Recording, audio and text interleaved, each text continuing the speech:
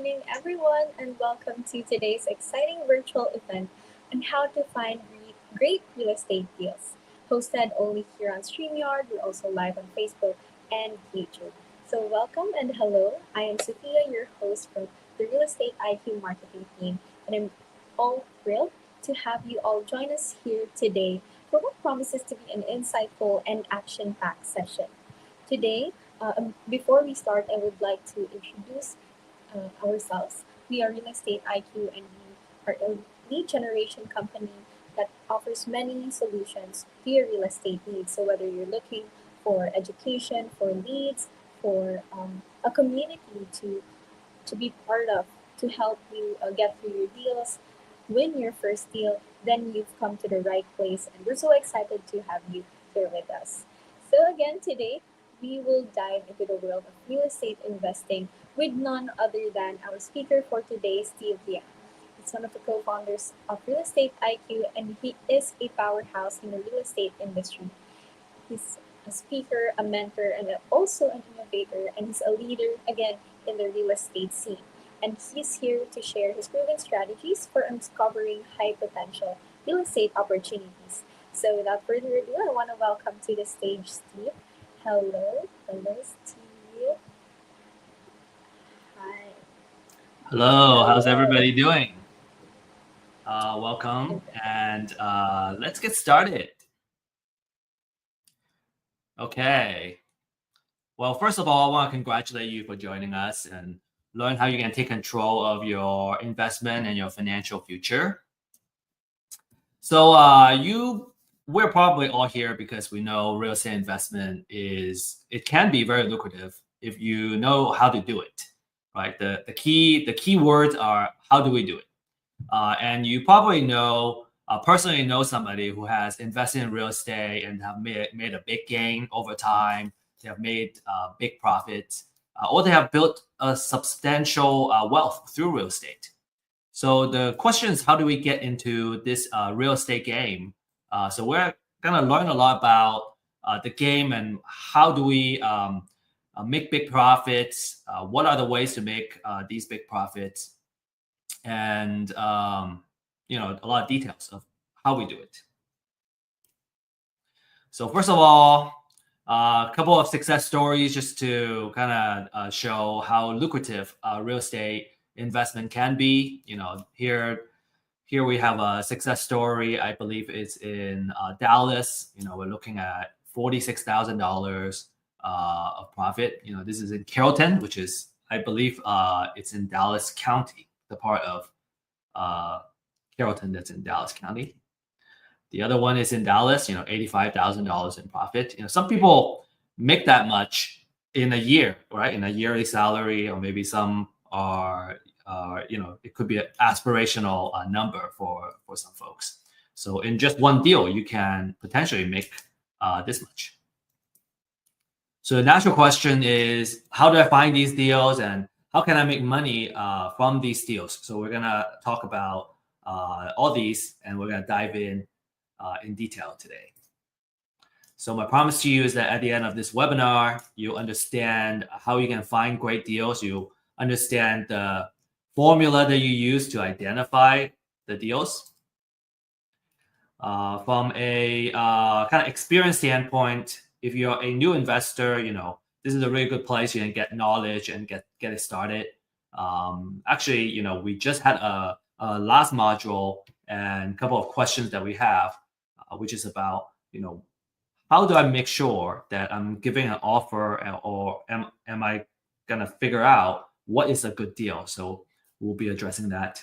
And if you're an experienced investor, you want to know how to generate leads and you want to look for new ways to find deals and generate leads, this would be a really good place too. From an exit strategy, finding deals is the start of everything, right? Lead generation. So wholesale, fix and flip, buy and hold, it all applies. So just a reminder, I have found that turning off notification and distraction is a big part of productivity and focus. And so just want to encourage you to do that. And also use the chat to introduce yourself. I have found that the folks that get connected and stay connected during classes, they tend to do more business over time together. And so make sure you're taking advantage. You're already here. We are spending the time here. So just make the most out of your time in this class. Okay, so make quality connections. So disclaimer, we show this in all our webinars, is that, this is for educational purposes only, right? Make sure you always do your due diligence before making any investment decisions. We don't offer any advice in investment, financial, or legal. All right, a little bit of background. I'm an executive partner of Real Estate IQ, and over the years, I think just through doing and building the business, I would say my strength is probably more in the marketing side and the data side. My background is in science and engineering, and I was always interested in real estate. And I have family who have, I guess, thrived back in the days in real estate. So I always thought, okay, how do I get into real estate? Because if you're doing the right thing in real estate, you can generate a lot of cash flow, and it could be a really good way of making a good living and also making a difference in your community. The problem I found was that in real estate, it's hard to find knowledge. Just in real estate in general, I remember buying my first property as a homestead. I learned a lot from the real estate agent that I was working with. But it's very hard to find that information online or elsewhere. Even to today, it's still difficult, and it's harder for real estate investments. Right? It's a kind of niche place. You got to know where to look for it, and you're in the right place because you found it. I also found that for data and technology, it's hard to do that, find that for real estate investments. It's been getting a little bit better, but I think there's still a way to go. And also, it's hard to find mentors and fellow entrepreneurs to connect with, especially during the COVID time. We were kind of segregated socially, and it was just difficult to connect with people. So that's why we established Real Estate IQ to bring the knowledge, right? Webinars, classes. We also have paid workshops that you can take advantage of, and where we do deep dive in certain topics like fix and flip or buy and hold type of strategies. Real Estate IQ, our core product, is the deal finding data, so you can use it for your lead generation purposes. And finally, we are here to establish a community, right, to really kind of offer the support, because sometimes you got the knowledge, you got the tools and the data, but there are places where we just we get stuck. Sometimes it's a very, very small thing, but if we don't know how to do it, we just don't know. And so having that mentor and coaches that we can easily connect with and ask for help, I find that tremendously valuable. I have certainly benefited from that myself. Sometimes it's just like, okay, how do I fill out this section of a contract? If you've never done it before, you just don't know. And having somebody that walk you through it is just so valuable. Very, very appreciative of all the help I have personally got. And so we also want to offer that to you. All right, so that's kind of the background of real estate investments, and what we're looking at, what we're offering. And so now let's dive into the real estate deals, right? What are great real estate deals? Okay, so we have like two main agenda today. One is the business model, and a business model basically is how do you make money, right? How can you basically build a business, and how does this business make money through real estate? And I think when we can certainly look at a real estate deal and go, oh yeah, I'm making a profit off of one deal. But my question back to you would be, is that repeatable, right? If it's a business model, it is by definition, it's repeatable. and it can consistently make money and generate sales and revenue for your business. The second one is we're gonna talk about the different sources of where we can find the deals, and I will also give you kind of a little bit of insider tips of where the deals are. All right. So in terms of business model, the three main strategies are buy and hold, which means you buy the property, you hold it as a rental, and you become a landlord basically.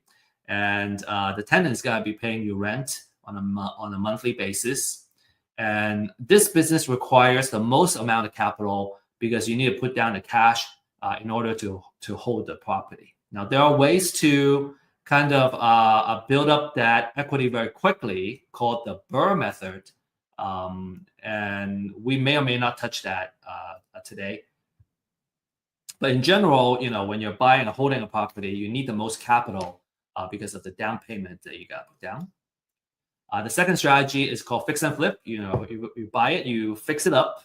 Now you added value to the property, what we called forced appreciation. So we buy it at this price, we fix it up, we force it to appreciate at this value, and now we can sell it to a retail buyer, and we can make a profit in that difference.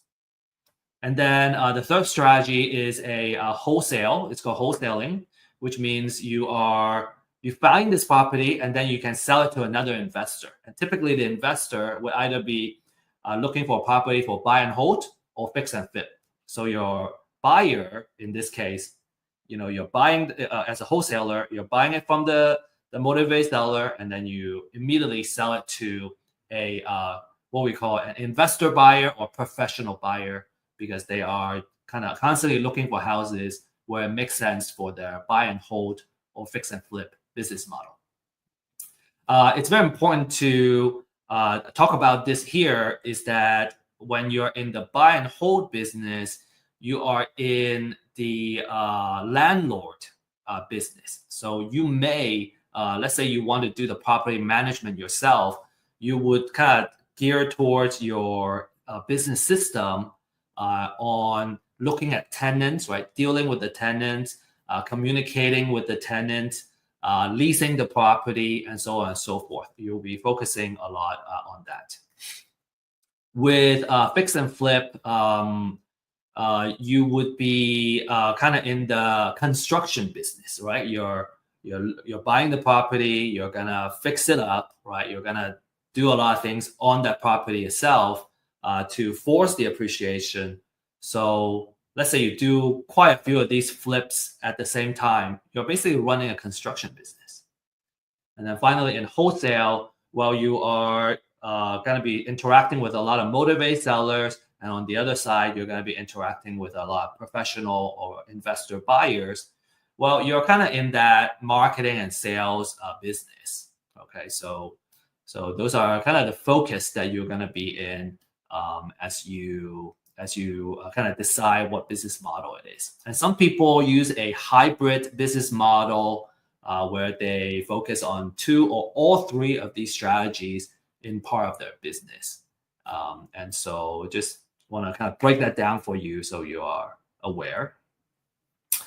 In terms of capital, I already talked about buy and hold needing the most in general, because you need to put the money down.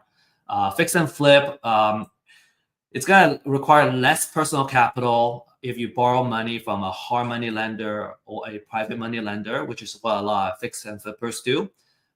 Now, in order to get funding and financing, the lender usually wants to see that you have some skin in the game.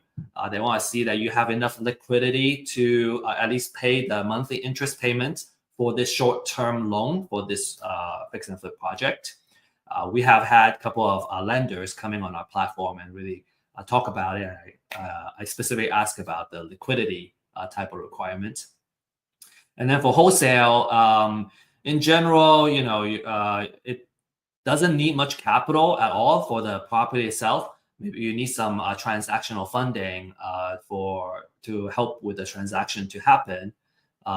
You will probably spend most of your money in lead generation and marketing systems. Okay, those can add up, but in general, it requires a lot less personal capital. This is a very popular strategy for folks that are just getting started or they're young. They don't have a lot of cash right now because in wholesaling, you don't need a lot of money to get started. And typically you get 7,000. I've heard an average deal you can make about $10,000 just by finding the property, putting it under contract, and then turning around and selling it to a professional buyer. So now let's look at some numbers. Okay, for buy and hold, a very important rule of thumb is called the 1% rule. And we always use the 1% to calculate the offer price, okay, for single family properties. So the 1% rule basically says that if I buy this property and I can rent it out for 1% of how much I buy on a monthly basis, then it would be a good deal. So it's just a very kind of rudimentary, preliminary rule, general rule of thumb, right? Because when I see a house that's say $150,000, I go, okay, can I rent it out for $1,500 a month? Right? It's a very easy way to kind of run the calculation. Now, in order to make it fit, right, to come up with that offer price that fits a 1% rule, we just need to do a little bit of kind of that manipulation where let's say I can find out what the market rent is, the market rent is, and let's say in this case, it's $2,500 a month, right? So in a big metro area, $2,500 can be very normal, or maybe even on the lower end. In the more rural area, this rent can be a little more than people are used to paying. So it all depends on your local area. So let's say the rent is $2,500. So I multiply that by 100, right? Because I want that 1%. And so now I come up with a number which is 250,000. And now let's say I need to fix up this house, and it's gonna cost $20,000 to put paint, a new carpet, all that stuff in place. Then when we subtract that from the 250, then I would know that my distress offer is $230,000. So in other words, if I kind of go from the bottom to the top, is if I buy at 230, I add the repair cost. So now my entire kind of out of pocket or entire spend is 250,000.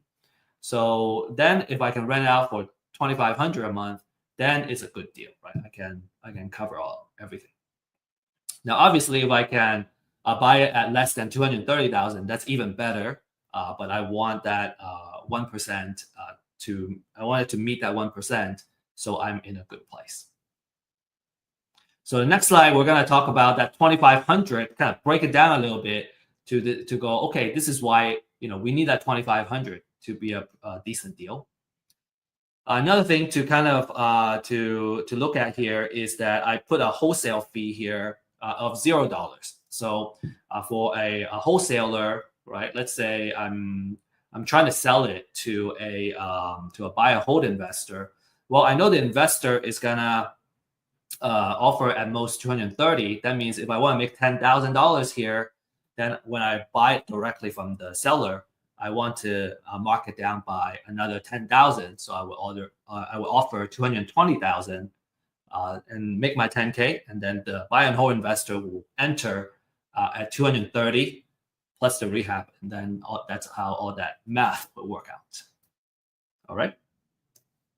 I think I will have some further examples in there.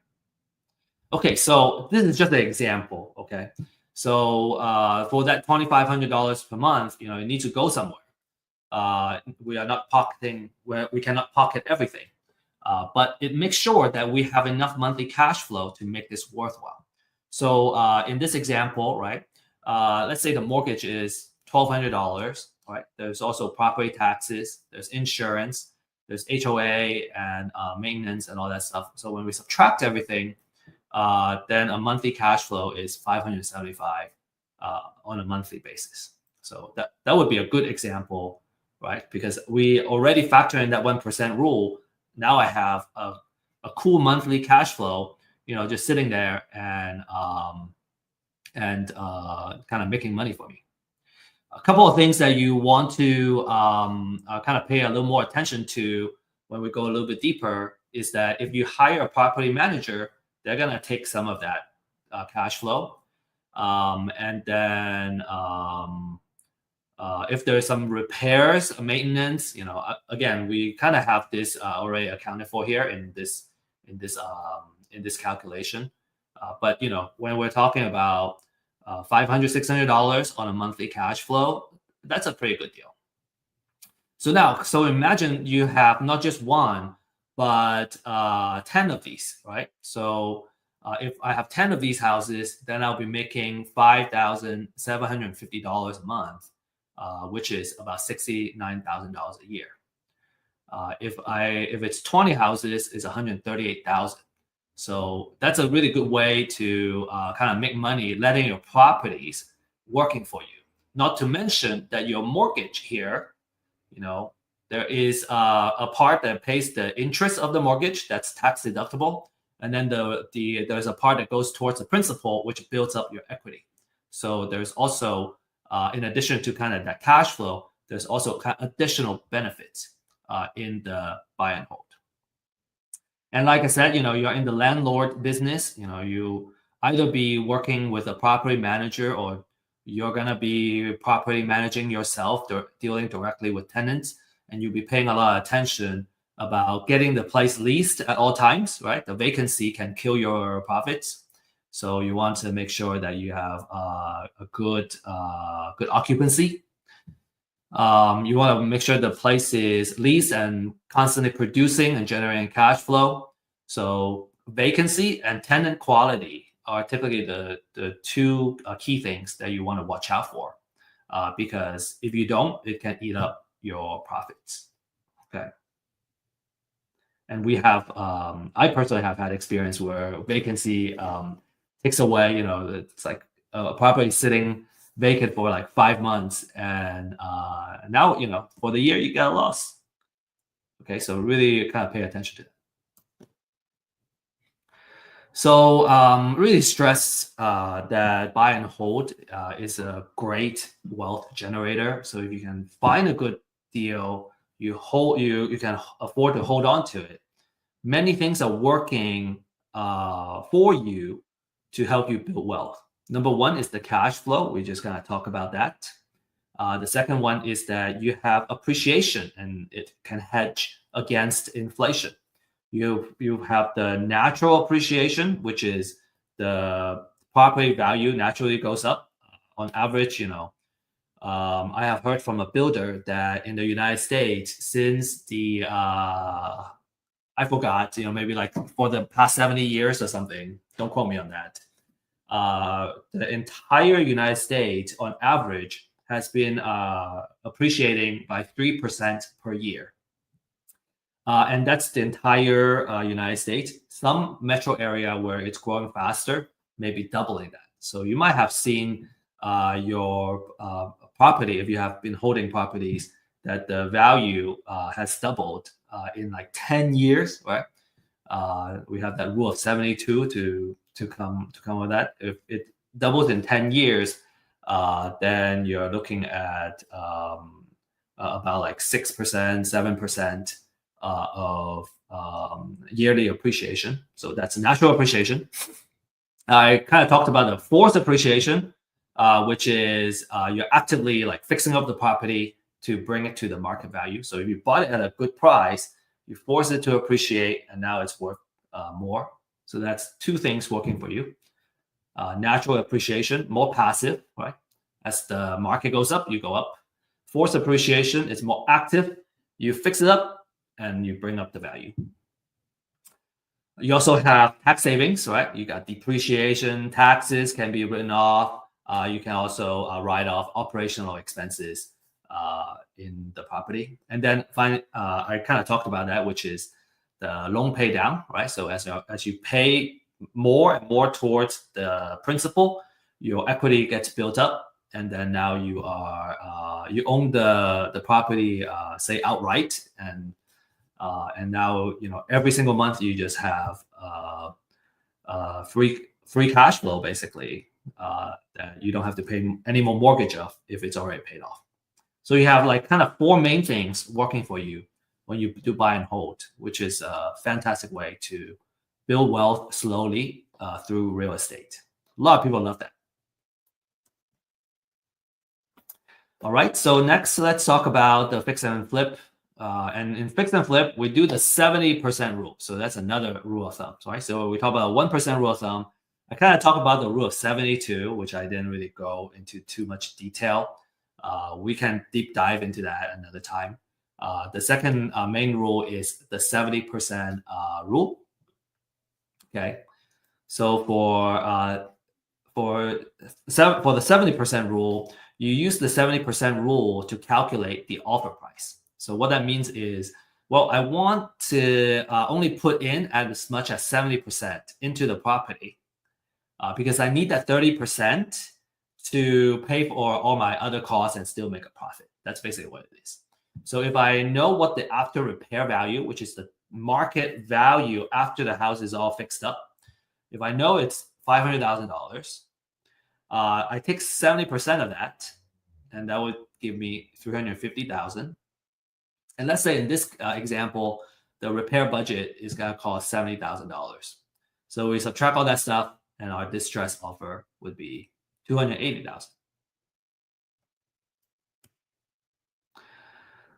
I talked about the 30%, so let me give you an example of what the other 30% could be.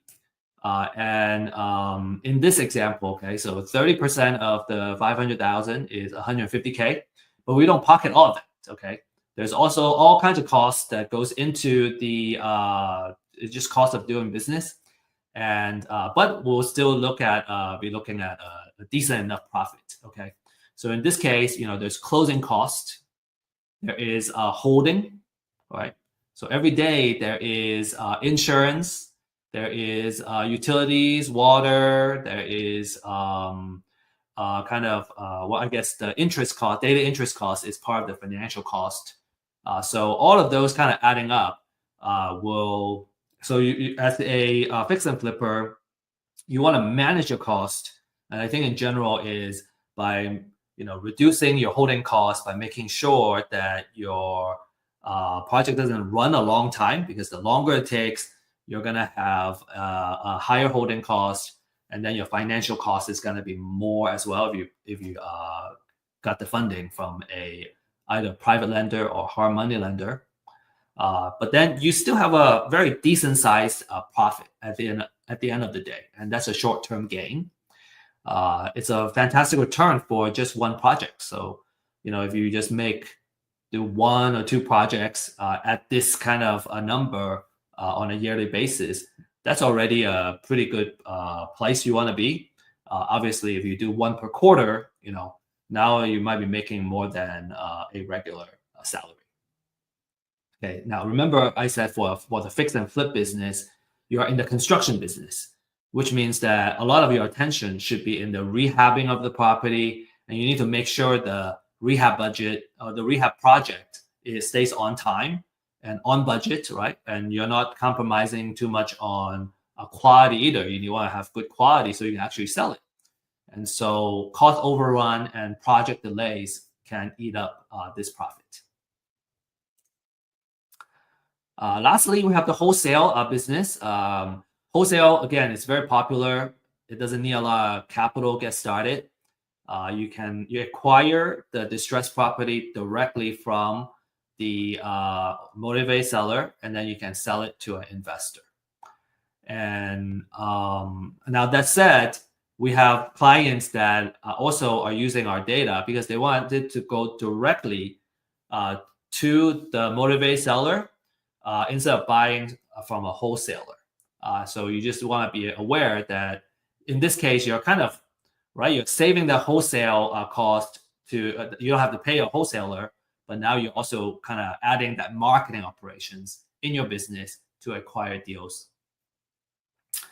So you're in the marketing business. If you're a wholesaler, you'll be paying a lot of attention in marketing and acquiring the property. and also disposition, right? Because you gotta know the your client, which is your investor, the investor that's gonna buy your property. And so you're gonna kind of basically you acquire the property from the motivated seller, and then you're gonna match it with the investor that fits in their buy box. This is let's see. A lot of investors start out kind of buying deals from the wholesalers, and then over time, as they gain more experience, they go, well, maybe I can do my own marketing, and I can reduce my cost of acquisition, and they can basically you're acquiring the property directly from the motivated sellers. And it could be a really good strategy if you want to control your deal flow, because now you can manage your pipeline. You can kind of predict how many deals you can get on a regular basis. And you don't have to kind of acquire the deal from somebody else and maybe kind of compete with another investor to buy the deal. You can also kind of pick and choose the best deals to keep for yourself. And then, you can wholesale to, say, another investor. Okay, so just really quickly, kind of the math of as a wholesaler, what you would make. If you recall the example that I had before, the distress offer was 230 if I'm a buy and hold investor. But as a wholesaler, because I want to make that $10,000 fee, I would drop that distress offer a little bit more to kind of make that wholesale fee. And kind of the value that I bring to the market in this case would be finding the deal, putting it under contract, and then the buy and hold investor can still make their profit, so everybody wins. And then on the other case, for selling it to a fix and flip investor, I can mark a wholesale fee. In this case, I put $20K in here, and it's really about what the market is willing to bear. So let's say I can put, if I want to charge 10,000, okay, then I would offer at 230. Excuse me, 270. If I want to make $20,000, I would offer it at 260. Right? The most important thing to know is that I know at 280,000, it makes sense for a fix and flip investor, and so how much I make is going to be between that and how much the seller is willing to accept as an offer. Okay, so another side I want to offer is just another perspective, is that let's say I'm the fix and flip investor, right? And I'm doing this marketing myself. Well, instead of offering 260, I can offer up to 280,000. So I'm going to be more likely to win the deal if I'm competing with a wholesaler, and because I can offer more money. And so I have a little bit of an edge if all things are being equal. So that's also why some of our fix and flip and buy and hold clients, they wanted to do the marketing themselves, because they're more likely to win the deal because they don't need to make the wholesale fee. Okay, so to recap kind of this first half of the webinar, buy and hold, you're in the landlord business, you need the most capital to get started. And maybe right now is a good time to say that there's a way, let's say you're buying a distressed property that needs to be rehabbed. The strategy is called a BRRRR method, BRRRR. You buy, you rehab, you rent it out, and then you refinance, and then you repeat. So when you're doing that, then it requires less kind of personal capital to do the buy and hold. So pay attention to that BRRRR strategy. We have material that talks about what BRRRR is. We actually have an ebook about BRRRR, and you're welcome to look for that and download that on our website. The fix and flip business, okay, you're in the construction business. You're going to be managing contractors. You're going to be looking for the project, making sure it's on time, it's on budget, and you can sell the finished product at the after repair value.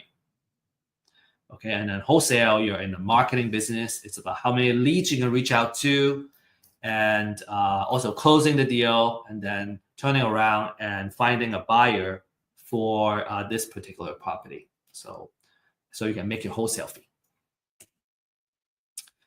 All right. Okay. Here is the secret. Okay, this is the I wouldn't say a more important part, but this is certainly a really important part, which is what are the secrets of finding great deals, right? All the business model talk is great, right? But how do we put that into action? How do we find the deals? Because when I find the deal, I can make the profit. So it's all about finding that deal. And experienced investors, we know that money is made when you acquire the property at a good price. When you are able to get the property and there's enough equity in the deal, right? There's enough, if it's at a good price, it wouldn't be hard to find funding. It wouldn't be hard to find a partner and get everything done. So, everything starts from finding a great deal. And the secret of finding and acquiring great deals is having motivated sellers. It's about finding and locating the people that motivate to sell for whatever life reason it is. And I would say that in general, there's a need for immediate cash, for one reason or another. And we'll talk about the different life reasons. All right, life happens, and because of that, they are in some form of financial distress. And because real estate is not liquid, in order for them to sell quickly to address the life situation, they tend to need to accept a lower price than what the market is going for, so they can sell quickly. And I think I'm just gonna leave it at that. There's so much more I can talk about. Okay, so the concept is called live data, and live data is basically a signal of something that's happening in the person's life. And life happens like every day, everywhere, right? Life happens to all of us. It's universal. Every day, new babies are born, and some people every day, some people die. So every day, some people get married, some people get divorced, and sometimes they get into financial trouble. And so if you kind of start thinking about the stage in someone's life as they grow up, have kids, get married, have kids, stay in the marriage or get divorced, they get old. There are stages in their life where they're more likely to buy something, sell something, and so on and so forth.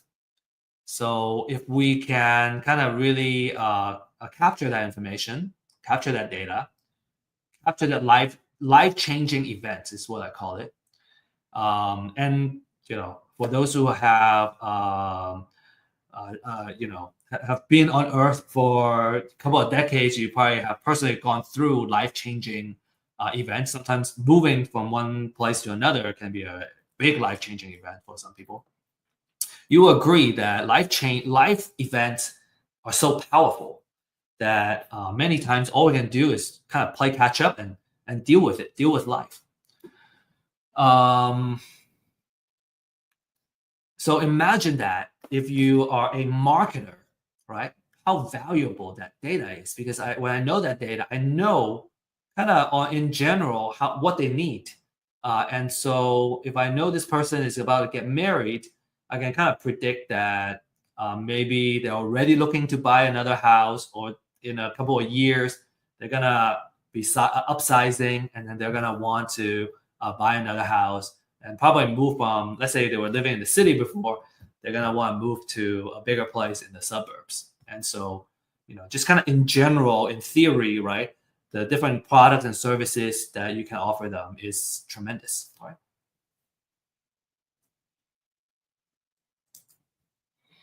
So to find motivated seller, we want to get our hands on some aspects of their live data that tells us that, hey, they want to sell. So first of all, they should be owning real estate, right? And then there should be some kind of financial distress or motivation to sell. and they need to sell really fast in order to get out of a bad situation. And we'll talk about the different motivations shortly. And that's actually the next slide. Okay, so we'll talk about the different motivation, and I call it the different sources of motivated seller. Okay, so the different type of live data that matters in real estate and for real estate investors. And you can imagine like this is the kind of data that also makes sense for a real estate agent. If you're in the listing world, you're looking for folks that are motivated to sell. Now, some you can help as a listing agent. Some are a little bit harder to help. Say it's like a foreclosure and they get foreclosed very quickly. It's much harder to sell, truthfully in the MLS market because they just need to sell quickly. Okay, so the first one is the pre-foreclosure. Okay, because their house is about to get foreclosed. They're about to lose their house in an upcoming foreclosure. And it could be next month, it could be a month from now, and all that. We want to know what the auction date is on the property. A lot of investors, they love this list. It's actually one of our kind of most popular lists because these motivated sellers, they're in a desperate situation where they need to sell really fast. So for pre-foreclosure, you're reaching them because before their house hits the auction, and you can directly negotiate with the buyer. Let's see. So a couple of experience I can share is we had a candid REI kind of joining us and sharing how they market to the foreclosure pre-foreclosure list, and their approach, which I find is much better too, is that obviously you can just approach them and go, hey, you want to sell your house. And you may get a lot of bad words and hostility thrown back at you because, in a normal circumstance, who would want to sell their homestead, right? Some people want to, and then they welcome that conversation. Some people may not want to. And I have found what has been useful has been that if we position ourselves as their advocate, we can position us as, because most people don't want to go through the foreclosure. They want to stop the foreclosure. And so a really good approach that I found useful is to create the mindset, right? First of all, having the mindset and also having marketing material that helps them stop their foreclosure. And be a resource for them. Kind of go through the different ways that they can potentially stop their foreclosure, build that trust. And maybe there are times where you go through that and they don't need to go through the foreclosure anymore. For example, just last month, we had a tax foreclosure prospect, and I was able to reach out and reach him kind of on a Thursday. No, it was a Friday right before the auction. The auction is going to happen the next Tuesday. And they needed to figure something out. Otherwise, the house is going to go into foreclosure. And he says, you may hear this a lot. They go, I'm waiting to hear back from my attorney, or I'm waiting to hear back from the court or something. Well, on that Friday, you only have one more business day, which is Monday. And then the next one is that auction Tuesday. So they don't have a lot of time. We were able to connect them with somebody that, with an attorney that ended up helping them pause that foreclosure and kind of solve that problem so they don't have to sell their house. And, we didn't gain anything from that lead. But the good thing is we were able to help them. And, when you're in business, you just got to be willing to kind of pay forward. And if we do enough if we add enough value to the market, sometimes we win something, sometimes we may not win it right away, but there are times that it will come back. So, and a lot of our kind of experienced investors, we like to kind of embrace that mindset because, I think it just feels good to help folks that are in need to kind of solve their problem. And there's always a percentage where they kind of get to a point where they go, okay, I have gone through everything. There's no other option. I have to sell to someone. And if we have been just so valuable and we are able to build that trust, we're gonna kind of be that person to acquire that property. And I really prefer to be in that position than trying to take advantage of someone else's situation. Okay. From a pricing standpoint, these lists are not cheap. They're about $80, $90 per county. So to cover a metro area, you may need I put $200 to $300, sometimes maybe even upwards of more than $300 on a monthly basis. And you don't have to mine this information, right? This is kind of public information, to be honest. But you don't need to spend all that time to find the information and do the research that you need. $200 to $300 is actually a really good price to get into this. So for Real Estate IQ, we have a disruptive pricing that we'll be sharing kind of at the end of this webinar, just to make sure that we are offering really, really awesome data to help you get started and find success in the real estate investment game. All right, the next one is called the appointment of substitute trustee. And what this is that a lot of savvy investors, they like to reach out to the property owner before they hit the foreclosure list. And when we look at the foreclosure process, what happens is when a lender wants to start the foreclosure process, a national lender will typically name a local trustee before filing for foreclosure, before filing for that foreclosure paperwork. So the appointment of substitute trustee is de facto a signal that the house is going to go into foreclosure. So that's why we call it a pre-foreclosure. By targeting these homeowners, what you do is you get more time to market to them and build trust. And it could potentially give you a leg up over your competition. You could be the first person that reaches out to somebody that is going to eventually go into foreclosure. We have a very popular class. It's called The Secret of Building an Endless Deal Flow, that focuses on how to put together a marketing campaign and building a consistent pipeline for deals. And if you're interested in kind of, building, learning more about marketing and nurturing leads and all that, which is, very fitting to this type of leads, I would highly recommend that class. Okay, next we have probate. So heirship and guardians are all kind of related to this category. So what happens is if someone owns real estate property and they pass away, and they will end up leaving the property to their heirs. And if there is a will in place, it will go into probate. If there's no will in place, it will go into an affidavit of heirship. And when it comes to kind of the handling of the estate, well, the house is an inheritance, right? Maybe there are a couple of potential motivations.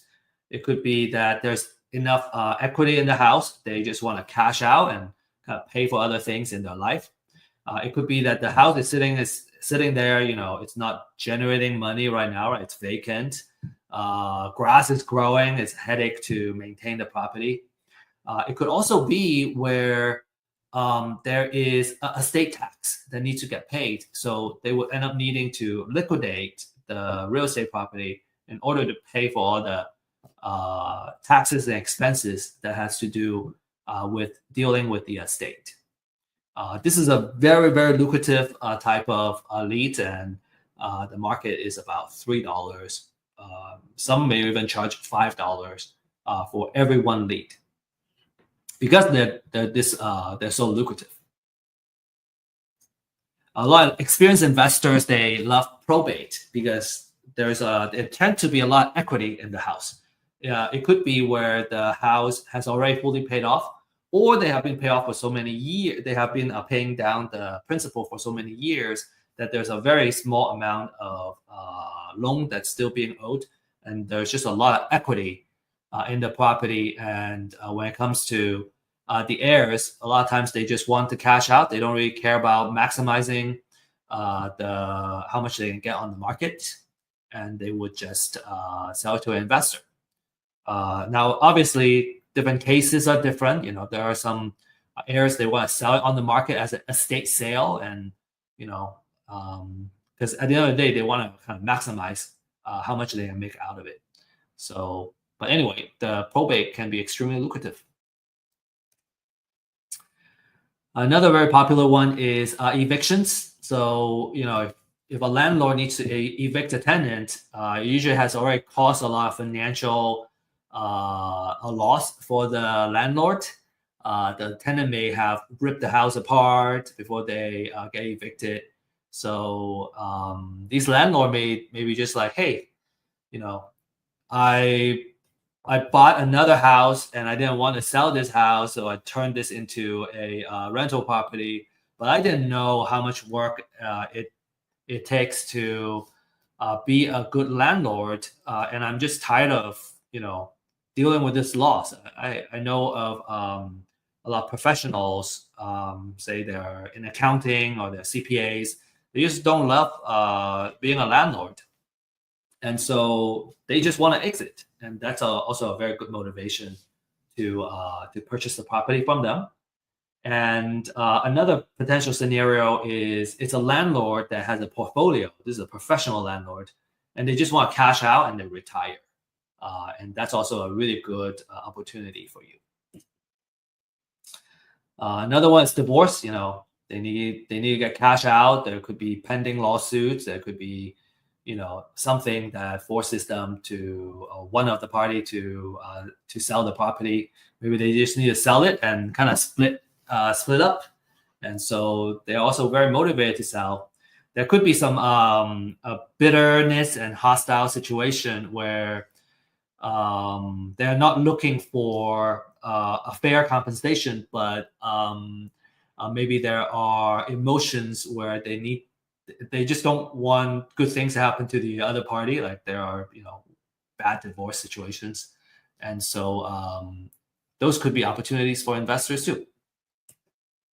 All right. There are, some additional motivations. They're not as strong, and you don't have like a super desperate seller like the previous ones. Right. Foreclosure is like the most desperate, most motivated type of situation.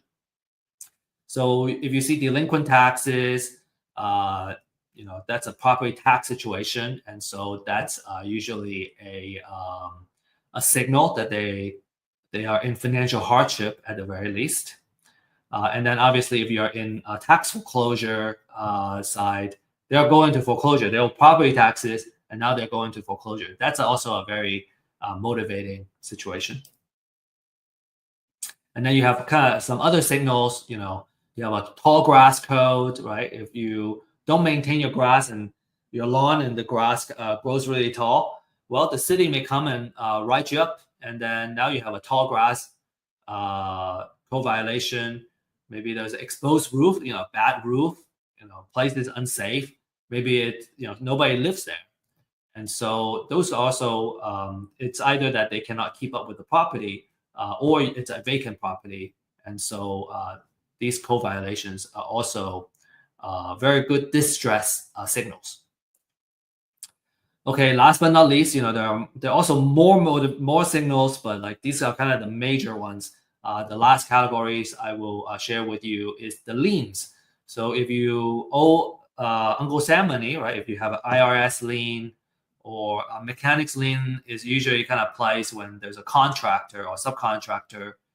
They place a lien on the property itself. They didn't get paid, or there's a big hospital bill and the hospital puts the lien on the property.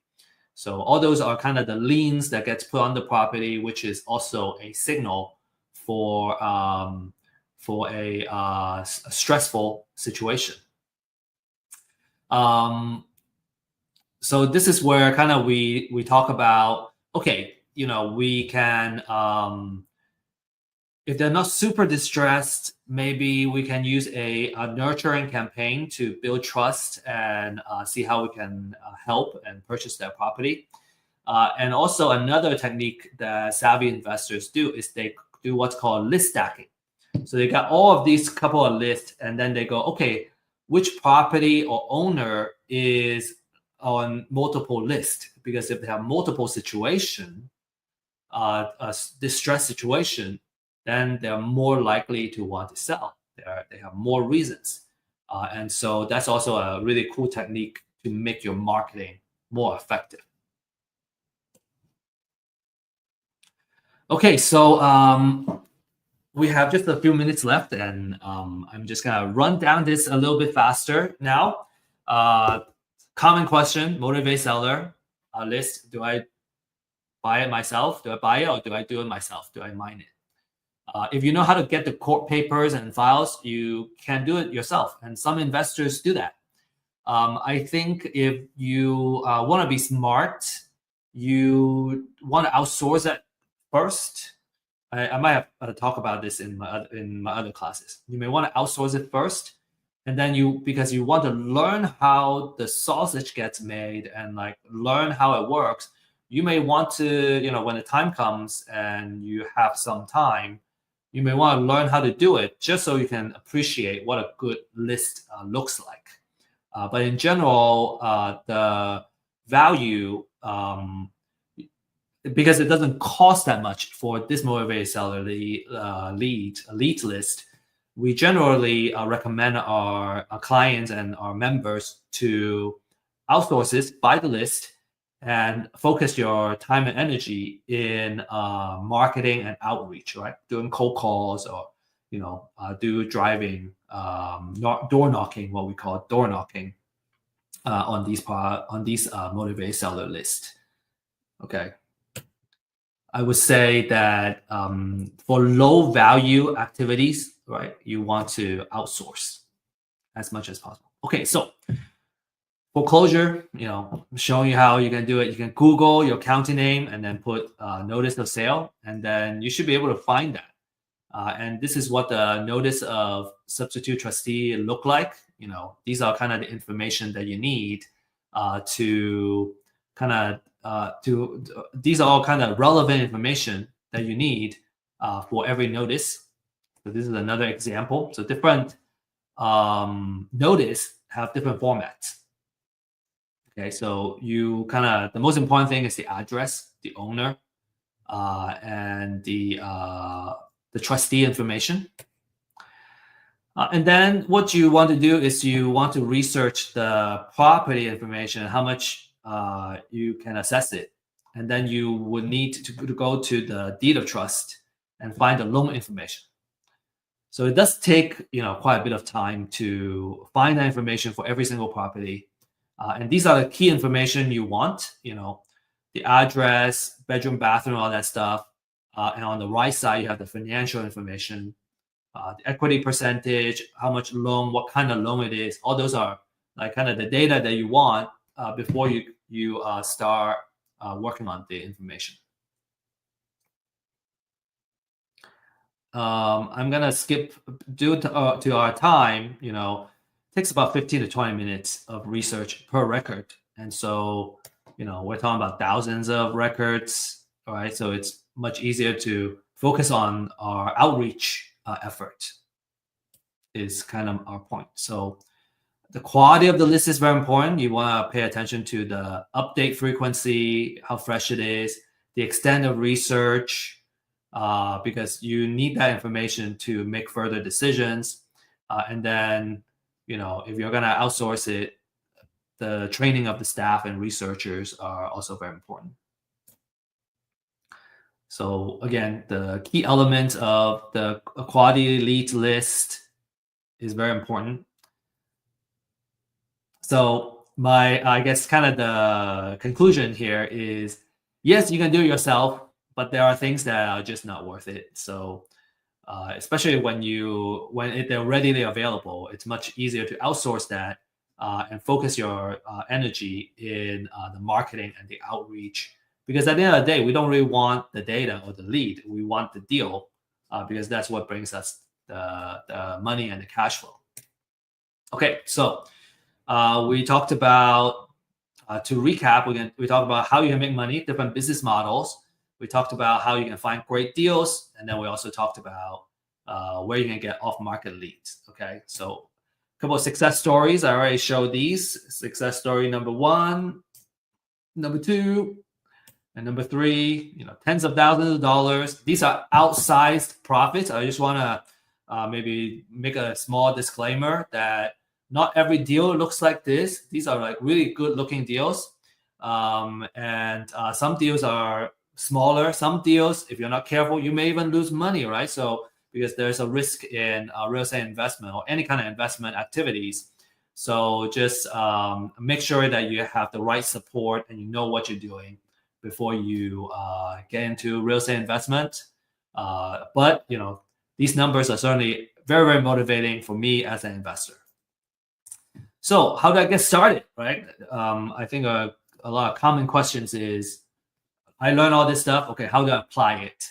So number 1 is get a pre-foreclosure list. You can get other lists.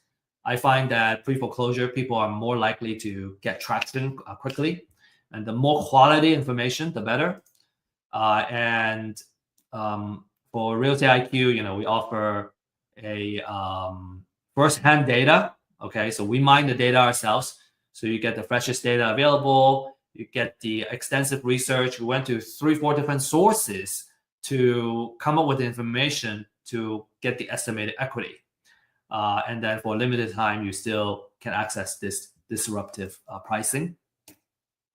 Number 2 is to find a mentor or coach that can really hold your hand and walk you through it.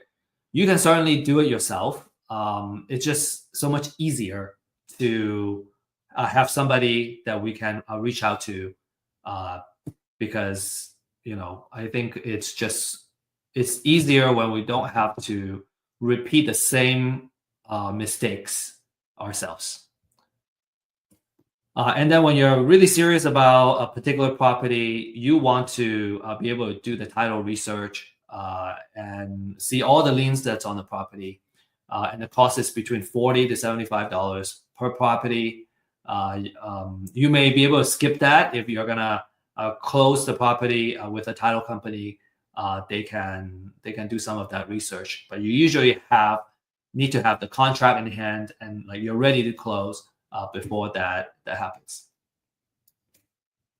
So a couple of success story. Justin got new leads, right? A steady flow of influx of new leads to get started. Ismail, an average deal of $8,000. He made 10 transactions already. And then Daryl, got 2 deals under contract.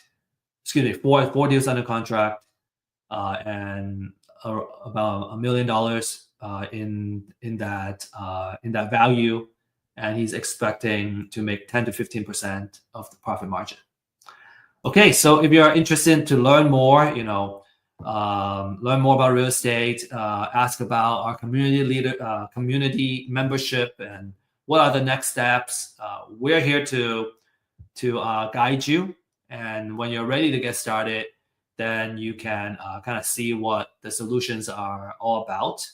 You can schedule a 30-minute complimentary one-on-one consultation. And if you need help closing your deals and whatnot, we have folks that can partner with you and help you with these deals. And so you just need to send an email out to me. Finally, is a couple of additional things you want to learn by doing. And so we have a online meetup that meet on a Friday base, every Friday at 9:30, where we teach about different ways of investing, and especially if you have a deal that you don't know how to do, you have a lead, we can give you the coaching and what the next steps are to keep the deal moving, all the way where you can close and dispose and make profit of your deal. Very, very last thing, we hope you learn a lot from this class, and if you did, please scan this QR code. Give us some feedback. How can we make this event more? How can we make this webinar more valuable for future attendees? And for filling this out, we'll also give you a special gift. Okay, that's all we have. And I want to say best of luck and happy investing. And I'm ready for questions as well, if we have questions.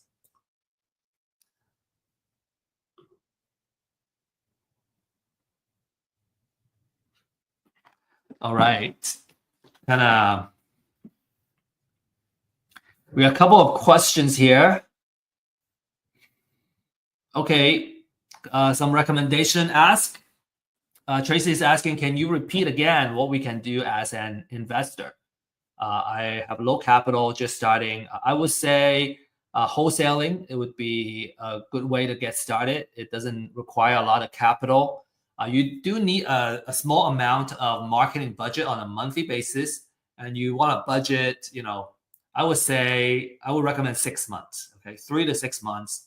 So let's say you have $500 every month to kind of invest into this, right, to build your marketing, and you also need your time, right? I would try to say try to be consistent on a daily basis, because having a habit is very important when it comes to getting something done, getting something happen, and having consistent operations. And so kind of have that in place. So for 6 months, you're just obsessed and focused on creating value and getting your deal. So that would be my recommendation. Really good questions. Okay. Maya, can you explain the fix and flip idea a little more? Do we sell at 70% more or 30% more? Okay. Let's see. So this is our formula. 70%. So basically, when you come all in, you would end up making or putting in $350,000. So the house is gonna have $350,000. You're gonna sell it at $500,000. So you're gonna be selling it. You're gonna be making 30% of the after repair value.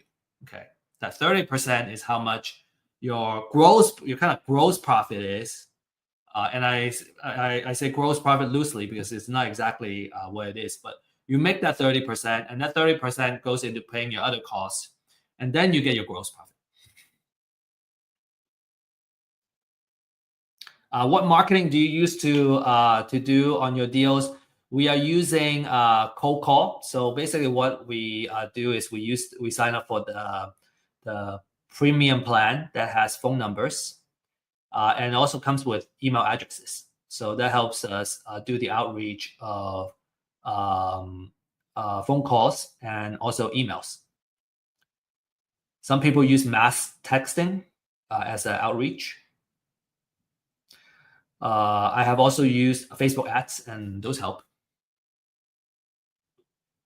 Okay, Craig asking, does forced appreciation still work even though the community is not attractive for investors? Does forced appreciation still work? If the community is not attractive to investors, I think that's pretty broad comments, Craig. I would say if it's not attractive if the community is not attractive, is it one investor?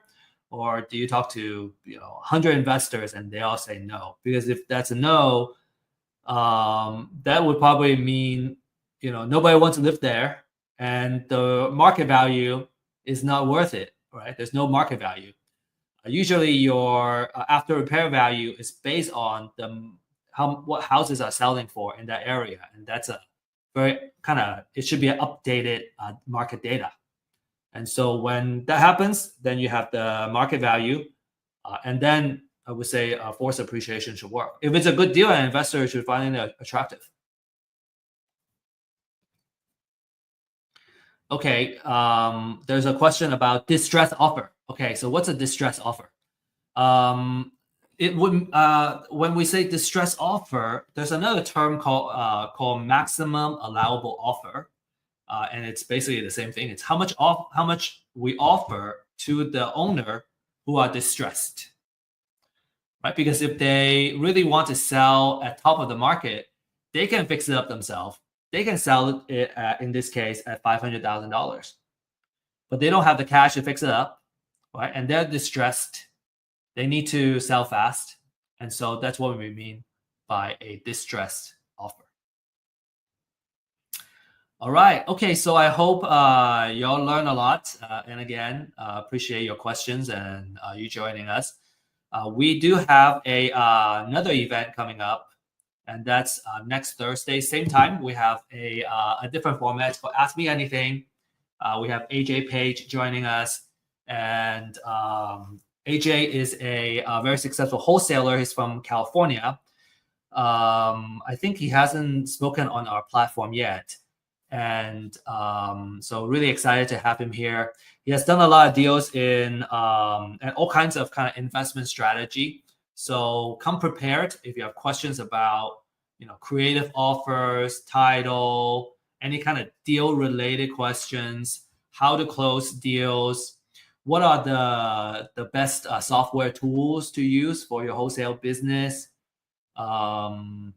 What are the best lead gen techniques? AJ and we have been kind of talking, and we have exchanged a lot of ideas. And he has given me a lot of tips too on what he's been doing. So I hope you're gonna learn a lot from him next week. Okay, so it's gonna be at 11 a.m. Central Time, basically same time next Thursday, and that's all we got. So appreciate you guys and have a great rest of the day and have a good weekend. We'll see you next week. And remember, if you're really interested in the deal side, tomorrow at 9:30 a.m. Central Time, we have our MAP online meetup. So we can talk about the actual deals and how do we deal with the deals. Okay. All right. Have a great day.